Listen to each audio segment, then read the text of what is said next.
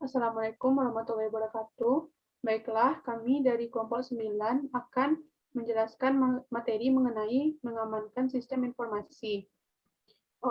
Kami dari kelompok 9 beranggotakan saya sendiri, Safina Zahira, sebagai moderator, lalu ada Salsabila sebagai pemateri, dan Saskia Yusandra sebagai pemateri. Baiklah, materi pertama akan dijelaskan oleh Salsabila. Kepada Salsabila saya persilahkan. Baik, terima kasih kepada moderator. Di sini saya akan menjelaskan tentang konsep keamanan sistem informasi. Adapun yang pertama itu pengertian keamanan sistem informasi, yang merupakan sebuah sistem yang digunakan untuk mengamankan sebuah komputer dari gangguan dan segala ancaman yang membahayakan, yang pada hal ini keamanannya melingkupi keamanan data atau informasinya, ataupun pelaku sistem, baik terhindar dari ancaman dari luar virus. Nah, sistem komputer memiliki data-data dan informasi yang berharga. Melindungi data-data ini dari pihak yang tidak berhak merupakan hal penting bagi sistem operasi. Sebuah sistem operasi memiliki beberapa aspek tentang keamanan yang berhubungan dengan hilangnya data-data. Nah, sistem komputer dan data-data di dalamnya terancam dari aspek ancaman, aspek penyusup, dan aspek musibah. Yang kedua yaitu manfaat keamanan sistem informasi. Sistem informasi dalam suatu perusahaan bertujuan untuk mencapai 3 manfaat utama. Nah, yang pertama itu kerahasiaan, untuk melindungi data dan informasi dari penggunaan yang tidak semestinya oleh orang-orang yang tidak memiliki otoritas. Nah, yang kedua ketersediaan. Di sini, data dan informasi perusahaan tersedia bagi pihak-pihak yang memiliki otoritas untuk menggunakannya.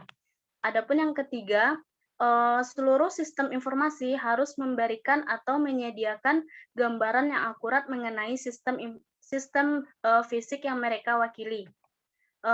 Yang selanjutnya, keamanan untuk sumber daya fisik non-komputer. Pertama, sumber daya fisik non-komputer misalnya kas, surat-surat berharga, sekuritas, aktiva, tetap perusahaan, atau arsip-arsip dalam lemari arsip. Yang kedua yaitu perlindungan dari akses yang tidak diizinkan. Yang ketiga, akses ke aktiva fisik non-komputer harus dibatasi atau dijaga dari pihak-pihak yang tidak diizinkan atau diotorisasi. Yang keempat, kas harus disimpan dalam kotak terkunci atau brankas dan hanya boleh diakses oleh orang-orang yang diizinkan. Nah, selanjutnya keamanan untuk perangkat keras komputer, yaitu perlindungan dari akses orang yang tidak diizinkan. Di sini pusat fasilitas komputer harus diisolasi, lokasi tidak bisa dipublikasikan dan tidak tampak dari jalan umum. Akses fisik ke fasilitas komputer dibatasi pada orang yang diotorisasi, misalnya operator komputer, pustakawan, penyedia pemrosesan data, atau manajemen sistem informasi. Yang kedua yaitu perlindungan dari bencana. Fasilitas komputer diatur kelembaban dan suhu ruangannya. Untuk menghindari kerusakan karena air, maka lantai, dinding, dan atap harus tahan air. Membuat detektor asap atau detektor api. Selanjutnya yaitu keamanan untuk data informasi. Adapun perlindungan dari akses orang yang tidak diotorisasi terhadap data, yaitu yang pertama isolasi. Data dan informasi yang rahasia dan penting bagi operasi perusahaan diisolasi secara fisik untuk melindungi dari akses yang tidak diotorisasi. Yang kedua yaitu autentifikasi dan otorisasi pengguna. Yang ketiga, peralatan komputer dan terminal dibatasi penggunaannya. Yang selanjutnya, next. Perlindungan dari kerugian atau perubahan yang tidak diharapkan terhadap data atau program. Yang pertama, log atau catatan perpustakaan, memperlihatkan pergerakan dari file data, program, dan dokumentasi yang digunakan dalam pemrosesan atau aktivitas lainnya. Yang kedua yaitu log transaksi, mencatat transaksi individual ketika transaksi itu dimasukkan ke dalam sistem online atau pemrosesan. Ketiga yaitu tombol perlindungan pada 3,5 floppy disk. Yang keempat label file. Yang kelima memori hanya baca. Yang keenam penguncian atau logout yang merupakan perlindungan khusus yang diperlukan untuk melindungi bisnis data atau database karena beragam pengguna dan program biasanya mengakses data secara bergantian dan terus-menerus. Itulah materi yang dapat saya sampaikan. Saya kembalikan kepada moderator. Baiklah, terima kasih kepada Salsabila. Materi selanjutnya akan dijelaskan oleh Saskia. Kepada Saskia, disilakan. Baiklah, saya akan menjelaskan materi yang kedua tentang kerentanan dan penyalahgunaan sistem.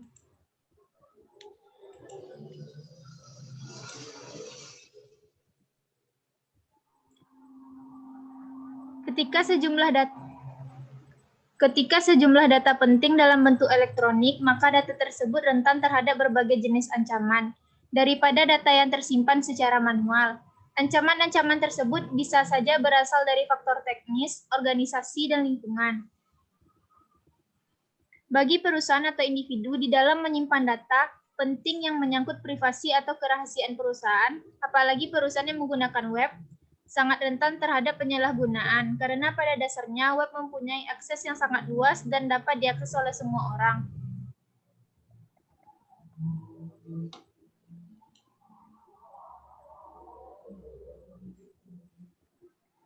Yang C, nilai bisnis dari pengamanan dan pengendalian. Kebanyakan perusahaan memiliki aset informasi yang sangat penting untuk dilindungi, seperti informasi aset keuangan atau mengenai rahasia perdagangan. Dan keengganan perusahaan menghabiskan anggaran untuk keamanan karena dinilai tidak secara langsung berhubungan dengan pendapatan penjualan. Padahal keamanan sebuah perusahaan bisa terancam dan perusahaan bisa menderita kerugian yang lebih besar dari yang diperkirakan.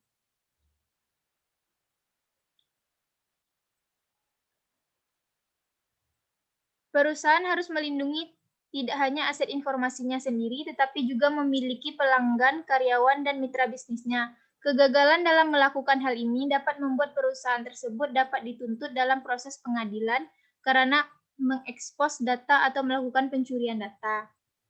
Yang D, merancang kerangka kerja organisasional dalam pengamanan data pengendalian.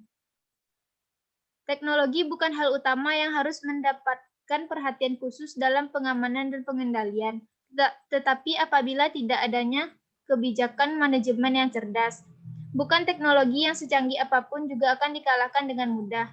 Adanya kebijakan manajemen yang cerdas dengan mendapatkan suatu kerangka pengorganisasian dan pengelolaan dalam pengamanan dan pengendalian untuk menggunakan teknologi dengan efektif.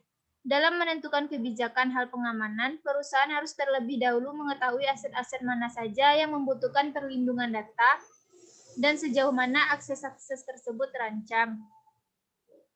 Penilaian risiko membantu menjawab pertanyaan tersebut dan menentukan perangkat pengendalian mana yang paling efektif dari segi biaya untuk melindungi aset perusahaan. Setelah berhasil mengidentifikasi risiko utama bagi sistem dalam perusahaan, selanjutnya perlu membangun dan mengembangkan kebijakan keamanan dengan merencanakan keberlangsungan bisnis pada saat terjadi bencana atau kekacauan untuk melindungi aset perusahaan, yang terdiri dari kebijakan penggunaan yang diterima, yaitu penggunaan sumber-sumber informasi perusahaan, dan perangkat komputer yang diizinkan, kebijakan otorisasi yang mematuhi tingkat akses yang berbeda ke aset informasi untuk tingkat pengguna yang berbeda pula. Sekian materi yang dapat saya sampaikan, saya kembalikan kepada moderator. Baiklah, terima kasih kepada Saskia. Materi selanjutnya akan saya jelaskan sendiri, yaitu mengevaluasi berbagai perangkat dan teknologi yang paling penting untuk melindungi sumber-sumber informasi. Perusahaan memerlukan upaya khusus untuk melindungi sistem dan data sehingga mendukung dalam proses bisnis, apalagi perusahaan digital. Sejumlah aturan dan teknologi tersedia mengamankan sistem dan data, yaitu yang pertama, perangkat autentikasi seperti token, kartu pintar, dan autentikasi biometrik biasa digunakan untuk mengetahui penggunaan sistem. Yang kedua yaitu firewall, yang digunakan untuk menjaga agar pengguna tidak sah tidak masuk ke jaringan pribadi. Yang ketiga yaitu sistem deteksi gangguan, melakukan pemantauan yang diletakkan di titik-titik yang paling rentan dalam jaringan perusahaan untuk secara kontinu mendeteksi dan menghalangi para penyusup. Yang keempat yaitu peranti lunak antivirus, dirancang untuk memeriksa adanya virus komputer dalam sistem dan drive komputer. Yang kelima ada enkripsi, yaitu pengodean dan pengacauan pesan, merupakan teknologi yang bisa digunakan untuk pengamanan dalam mengirim data melalui internet dan jaringan Wi-Fi. Yang keenam yaitu ada tanda tangan digital dan sertifikat digital, digunakan untuk membantu proses autentikasi lebih jauh lagi pada saat transaksi elektronik atau dengan menutup ataupun menonaktifkan servis-servis yang tidak digunakan. Selanjutnya yaitu teknologi atau alat untuk mengamankan sistem informasi. Yang pertama yaitu ada manajemen dan autentikasi identitas. Perangkat lunak manajemen identitas mengotomatisasi proses melacak semua pengguna dan hak istimewa sistem mereka, memberikan setiap identitas digital bagi pengguna untuk mengakses setiap sistem. Autentikasi ini mengacu pada kemampuan untuk mengetahui bahwa seseorang adalah siapa yang diklaimnya. Autentikasi ini sering dibuat dengan menggunakan kata kunci yang hanya diketahui oleh pengguna yang berwenang. Selanjutnya ada firewall intrusion detection system dan antivirus. Nah, firewall ini mencegah pengguna yang tidak sah mengakses jaringan pribadi. Firewall adalah kombinasi perangkat keras dan perangkat lunak yang mengendalikan arus lalu lintas jaringan masuk dan keluar. Biasanya ditempatkan di antara jaringan internal pribadi, organisasi, dan jaringan eksternal yang tidak dipercaya seperti internet. Walaupun firewall juga dapat digunakan untuk melindungi satu bagian jaringan perusahaan dan keseluruhan jaringan. Selanjutnya ada sistem deteksi intrusi. Sistem deteksi intrusi ini menampilkan alat pemantauan penuh waktu yang ditempatkan pada titik paling rentan atau titik panas jaringan perusahaan untuk mendeteksi dan mencegah penyusup terus-menerus. Sistem ini menghasilkan alarm jika menemukan kejadian yang mencurigakan atau anomali. Yang keempat yaitu ada perangkat lunak antivirus dan anti-spyware, yaitu rencana teknologi defensif untuk individu dan bisnis harus mencakup pelindungan anti-malware untuk setiap komputer. Perangkat lunak antivirus mencegah, mendeteksi, dan menghapus perangkat lunak perusak, termasuk virus komputer, worm komputer, Trojan horse, spyware, dan adware. Namun, kebanyakan perangkat lunak antivirus hanya efektif melawan malware yang sudah diketahui saat perangkat lunak itu ditulis. Selanjutnya yaitu ada sistem manajemen ancaman terpadu. Untuk membuat bisnis mengurangi biaya dan meningkatkan pengelolaan, vendor keamanan digabungkan menjadi alat pengaman berbagai alat keamanan, termasuk firewall, jaringan pribadi virtual, sistem deteksi intrusi, dan penyaringan konten web, dan perangkat lunak anti-spam. Produk manajemen keamanan komprehensif ini disebut sistem manajemen ancaman terpadu. Meskipun awalnya ditujukan untuk usaha kecil dan menengah, produk UTM ini juga tersedia untuk semua ukuran jaringan. Yang keenam ada mengamankan jaringan nirkabel. Standar keamanan awal yang dikembangkan untuk Wi-Fi yang disebut Word Equivalent Privacy. Tidak begitu efektif karena kunci enskripsinya relatif mudah retak. Yang ketujuh ada enskripsi dan infrastruktur kunci publik. Enskripsi adalah proses mengubah teks biasa atau data menjadi teks sandi yang tidak dapat dibaca oleh orang lain selain pengirim dan penerima yang dituju. Data dienkripsi dengan menggunakan kode numerik rahasia yang disebut kunci enskripsi, yang mengubah data bisa menjadi teks sandi. Selanjutnya ada memastikan ketersediaan sistem. Sistem komputer yang toleran terhadap kesalahan mengandung komponen perangkat keras, perangkat lunak, dan power supply yang berlebihan yang menciptakan lingkungan yang menyediakan layanan tanpa gangguan terus-menerus. Komputer yang toleran terhadap kesalahan menggunakan rutinitas perangkat lunak khusus atau logika pengecekan mandiri yang terpasang di sirkuit mereka untuk mendeteksi kegagalan perangkat keras dan secara otomatis beralih ke perangkat cadangan. Nah, materi selanjutnya yaitu tentang mengamankan identitas atau informasi rahasia perusahaan. Yang pertama, ada mengamankan jaringan. Semakin canggihnya teknologi, maka cybercrime pun akan semakin tinggi. Mereka pasti akan mengikuti perkembangan teknologi untuk memperoleh keuntungan instan dengan menjual informasi perusahaan kepada pihak lain yang mempunyai niat tidak baik kepada perusahaan tersebut. Oleh karena itu, sangat diperlukan penjagaan yang ekstra ketat dari bagian pihak jaringan teknologi.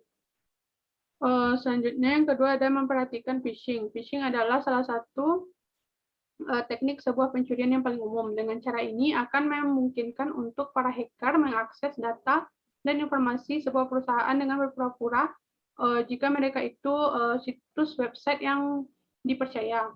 Dengan mengklik salah satu situs scam atau palsu, maka bisa membuat mereka memiliki akses menuju data pribadi perusahaan dan tentunya ini sangat merugikan perusahaan. Dan yang terakhir ada backup data. Pastikan sesering mungkin membackup data perusahaan. Contohnya jika ada pemadaman listrik yang mendadak ataupun koneksi internet terputus, sering membuat tugas ataupun data dan informasi hilang. Meskipun komputer adalah teknologi yang canggih, tapi hal seperti ini seringkali terjadi. Oleh karena itu, harus sering membackup data secara berkala.